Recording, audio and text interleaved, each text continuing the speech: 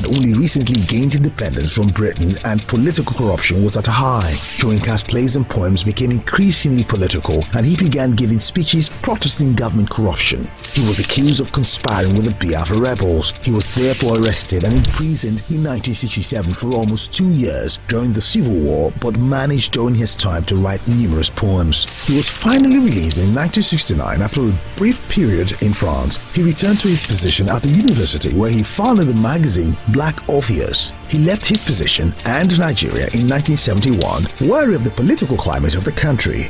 During this time, he published books of poetry and essays. His plays were collected and published, and newer plays were staged. In 1986, he was the first African to win the Nobel Prize in Literature for a wide cultural perspective and with poetic overtones fashioning the drama of existence. He dedicated his acceptance speech to Nelson Mandela and used the platform to criticize apartheid. Later that same year, Soyinka was awarded the Ajib Prize and in 1988 published his book Mandela's Earth and other poems as well as art, dialogue, and outrage, essays on literature and culture. He also accepted a position at Cornell University. Throughout his life, he has served as a spokesman against apartheid and government corruption. He has won numerous other awards for his work, including the Anisfield Wolf Book Award, the Academy of Achievement Golden Plate Award, and the Ajib Prize for Literature, and he has taught at many prestigious universities, including Emory University, Harvard, and Obafemi Awolowo University. In his lifetime, Soyinka has published 2 novels, 3 collections of short stories, made 3 movies, translated 2 novels, 5 memoirs, 7 poetry collections, 13 essay collections, and produced nearly 30 plays. He holds honorary doctorates from numerous universities and has been invited to teach in schools around the world. He continues to write prolifically in spite of a bout with prostate cancer in 2014.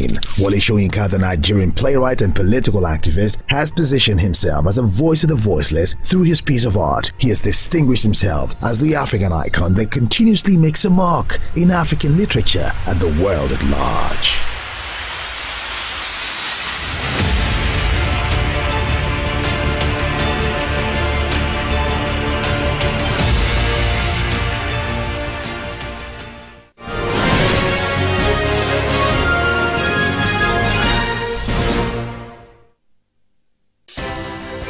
At TVC News, wherever the big news story is happening, we're geared up to break it. TVC News, first with breaking news. At TVC News, wherever the big news story is happening, we're geared up to break it. TVC News, first with breaking news.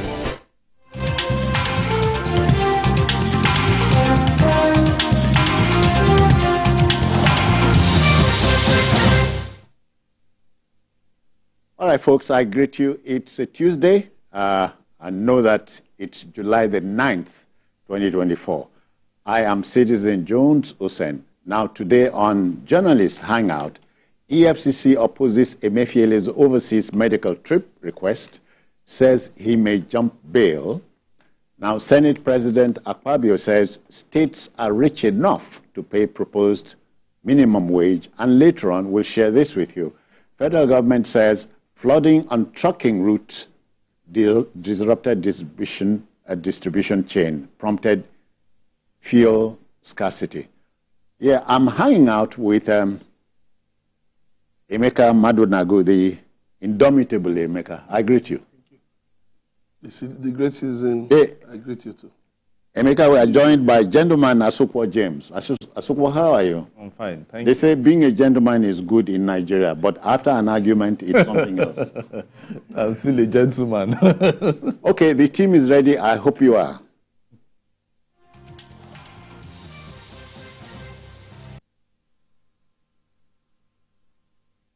All right, let's go. You know, an accurate or near accurate census is critical to our democracy and the economy. The last time a census was conducted in our country was in 2006. That's some 18 years ago. We should have conducted a census in 2016. But not to worry, the National Population Commission, NPC, has proposed November 2024 for a Nigerian population and housing census. The NPC chairman, Nasir Isakwara, said the proposal is subject to the president's approval. The NPC says it's 70% ready. Asukwa, the NPC is 70% ready. Makes you wonder what's happening to the 30% extra. I don't know. Maybe it might be funds, because I know last year, the NPC, I think it was supposed to be in May. Okay. Shortly after the general election, they were supposed to have, conducted the census. Yeah, funds stood in the way. Even at that same last year, they were still complaining about funds, even though they spent. I remember they spent close to 200 billion. But they said it is not just them; it is not that particular team, because they started spending the money. So the 200 billion started from 2014. So they accumulated. 200 billion. I remember the population census was tinkered with in the Buhari administration. Yes. it was the Buhari administration that it would have been conducted then. But I think because that particular administration was about ending, and they had so many things in their hands, in their plate at that period, because they had the general election and some other things. So they were just looking, if we spend that much money for census, and then we spend much money again for election, it will be too much on the country. So they decided to postpone completely. And thank God that the NPC decided to meet the president again, because it's supposed to be every 10 years. Yeah, looking at how we need to come down in terms of population or to go further. Because I know China did something similar. Yeah. When they brought the one-child policy. So because if you know how many people... They said the idea was to control population. Yeah, to control population. And it affected them, Then they decided to increase by two. India, we understand, has overtaken them. India. India is like, they don't have any limits. They are just going, haywire. But for now, we really need to know how many we are in Nigeria, because so that the government can plan properly, and then we'll know how to allocate these little funds that we have. Okay. Emeka, our collective wisdom here would remind us that census figures had always been disputed. Absolutely, because they were mainly used for politics. Oh, really? Not really for development, yes, over the years. So it's all about which side is bigger than the other side. And I think a former chairman of the NPC, Chief Festus Adimegu, granted an interview to a national newspaper where he said that, he gave the hint that technology will be used to determine, at least to a point of believability, Nigeria's actual population. But it was derailed by politics, by politicians. He lost his job. Yes, by Nigerian politicians. Exactly. The very virus that has stunted the growth of this country. Because many issues in Nigeria are easy to deal with when you remove the interests of Nigerian politicians. But now, the NPC is saying they will do it in November, which is 4 months away. But you still have insurgency ravaging many places. Terrorists are still roaming wide, even though the military, kudos to them, they are doing a very good job. Then you have a lot of abandoned towns in different parts of the country. Yeah. In the north, southeast. What we know as ungoverned spaces. Yes, ungoverned spaces. And then you have over 2 million Nigerians in IDP camps who have just been brought from different places and put. How are you now going to capture all of this? I think, yes, it is desirable for us to know our population. Yes, but we must do things in a tidy way. We must not allow any, it must not be seen that, some people somewhere are trying to just impress the president and impress Nigerians and then just jump into something that, might not turn out well at the end of the day. So I think the issues need to be cleared first. Because if you say, okay, elections are conducted in IDP camps, yes, but how well are the people, in such situations represented. We've heard a lot of complaints from the IDP camps. So we must ramp up efforts to clear this mess, this insurgency and terrorism, and then get people to return to their homes. Yeah. You know, I've been through some of those abandoned towns, and it's not a sweet story. You drive through an abandoned town, everywhere is empty. Not even, you know when you enter a village, that you see chickens, you see goats, nothing. Everywhere abandoned. Big houses, small houses, shut. You're not going to, I know these people have dispersed to different places. And then there are also political considerations in it. People already have been talking about, we will not stay here, during the census. We'll be here. No, be here. No. All of these things need to be. I think the NPC should, first of all, conduct zonal hearings, maybe in the 6 geopolitical zones. Go across the 6 geopolitical zones. Talk to Nigerians. Let Nigerians tell you their fears. Let Nigerians also suggest how you can, conduct this census and, be successful at it. I think that in that way, they can do a good job. Well, the NPC chairman says everything is subject to Mr. President's approval. Yes. You see him. You see the president okaying the process. Of course, I know that. There was a time when Mr. President was a governor, he conducted something almost similar in Lagos. At the same time. Yes, at the same time. The 2006 results was challenged by Lagos. Yes, exactly. And they conducted their own. Yeah. Something similar. So for him, I believe he wants some, just like Emeka has just said, we need to look at all the things that will not make it possible. Remove those. We must. When you remove those. Yes. So, but we must conduct this census. Because so that we'll be able to know how we can, and then we can plan, allocate our resources in such a way that people won't feel cheated. Politicians will always be politicians. They will always want to, doctor figures left, right, and center. We have more voting population and all that. No wonder, as a gentleman, you don't want to be one. No, of course. So, but the idea of pushing into the president. So the president will just have to take that decision. The idea of pushing into the president is also escapist. Because the president some days ago complained about the past situation. So a lot of things, the president, we've sent so and so. The president will determine. We send so and so to the president will determine. Yeah, and then at the end of the day, everything. At the end of the day, the president is father figure. So yes, father figure. But is it every proposal before him that was sent, with sincerity of purpose? But the president is not complaining. He said he decided to take over the job. So let's see. No. But these things are felt in Nigeria. That is the issue. Talking about that reminds me of this statement by the British journalist David Frost. He said, if you have a child, you are a father. Yes. If you have more than one, you are a football referee. and the president has more than one. He has more than one. Over 200. He has over 200 I don't envy him. It's 200 million children under him. So he has to just find a way to make sure that everybody... But it's just that on this score, Mr. President must know how many children he has.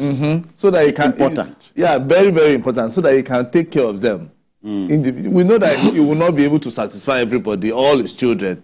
But at least he will be able to know that, okay, he has children across and then take care of them. Okay, gentlemen, to our next story.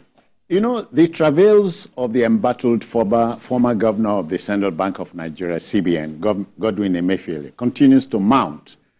In an affidavit filed at the FCT High Court, Emefiele's attorney, Abdul Karim Labi Lawal, had sought the release of his client's passport to enable him travel out of the country for medical treatment. But a counter affidavit from prosecution counsel Mohammed Abbas says there's no medical report to suggest that Emefiele's ailment could not be handled in Nigeria. The EFCC's objection to the trip is on the suspicion that the accused could be tempted to jump bail. Well, we are reminded here that what we don't know does not hurt, but it is what we suspect that causes all the trouble, Emeka. Well, and I even align with that, you know, what is the EFCC suspecting? With due respect to the Honorable Court, I think Emefiele has been on bail before. He was on bail. And he didn't disappear into thin air now. When he was needed, they found him, you know, and rearranged him. So when you now say the ailment can be treated in Nigeria, the man has told you that, you know, he knows where he can be treated. So you cannot now purport to be his medical doctor to say, no, he will jump bail. If he didn't jump bail in the first, he has shorties now. And if the law, if the offenses for which he's being tried, you know, available, then it will amount to injustice. Emeka, if you remember Caesar's wife, yes. Above suspicion. Above suspicion, yes. So no, I believe, yes, in this case, at least, this suspect has been on bail before. And didn't jump it? Yeah, he didn't jump it. He fulfilled the terms of his bail. The fact that he was on bail in Nigeria, he could have disappeared. Yes, he could have disappeared into thin air. You know, he's a man of means who could, you know, arrange such things. But, you know, he has been of good behavior. So let it not look as if there is a deliberate attempt, you know, to deny him of his rights. Yeah. Somebody on trial, because the law says he's, you know, innocent until proven guilty. So let the court decide, you know, the outcome of the, you know, the different cases, you know, he's facing, preferred against him. But he should not also be denied medical treatment. He should, you know, he should be allowed to go on medical vacation. But criminologists will remind you that when you eliminate the impossible, whatever is left, however improbable, must be the truth. Yeah, the thing is, I'm very sure EFCC is looking at the circumstances how he was arrested, you know, because when he was, you know, when he was suspended and the next thing he wanted to leave Nigeria. Allegedly. Allegedly, you understand? So I think that is where the EFCC is looking at, okay, fine, if this man had left that time, we won't even have the opportunity for us to even, you know, put him in the dock in the first place. You understand? So they are looking at all that. And like they say, the court is not a bazaar. You can't just take something there and then they will give you. You must prove why, okay, you are in court. And the other person will also say, okay, fine, you are in the court, but I don't want you to go. So the EFCC has every right to say, yes, we know that, okay, I want to agree with you that he has been of good behavior. To you, he has been of good behavior. To me, he might not be of good behavior. You understand? So it's left for his lawyer to now prove that, okay, he has a particular sickness or ailment that cannot be treated in Nigeria, and he has to fly. Politicians used to tell us. But that counter affidavit is plausible. Let him tell us the ailment. Exactly. And you know, then from there, it is the court that will decide anyway. It is not we on this table. Yeah, that's what I said. With due respect to the honorable court, so it's the court that will decide. What you see, honestly, justice, you know, to one is justice to all. If former state governors to one is an injustice to all. If former state governors were granted bail, right? He's not a former governor. He's a former governor. No, he's a governor of the Central Bank. He was not elected. No problem. No problem. Asokwa don't go to court over this. Okay. Former heads of agencies, former heads of subnationals, you know, state governors and all of that, were granted bail. You know, former ministers and all of that granted bail, you know, to go for medical reasons. I mean, why? I don't know, but Christy turning it the other way. A bit of logic here. But these governors you are talking about did not face the same charges as a man. No. Okay. Well, circumstances are different. Well, you see, one, at least he's not standing trial for murder. Murder is one offense that granting bail can be not bailable. Yes, can be a tough one. Yeah. Not standing trial for murder. So, as it can be granted bail according to the laws of Nigeria, yes, based on the offenses. Okay. So, even if you think he will run away, are you saying that the security agencies, Interpol and others, lack the ability to get him back to the country? These are the world has the world has changed.